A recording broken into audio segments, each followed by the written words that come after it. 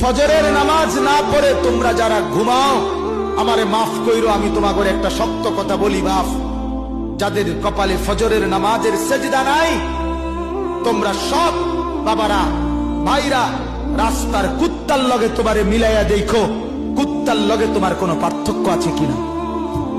সোজা কথা, কুত্তার সাথে মিলাই দেখো, কুত্তার লগে। ওই জানোয়ার শুধু ঘুমায়, ওই জানোয়ার পেশাব পায়খানা করে, ওই জানোয়ার খাবার খায়, ওই জানোয়ার যৌবনের যৌন চাহিদা পূরণ করে। তুমি জানোয়ার একই রকম। ওই জানোয়ার সেজদা ছাড়া জাগলো, তুমি জানোয়ারও সেজদা ছাড়া জাগলা।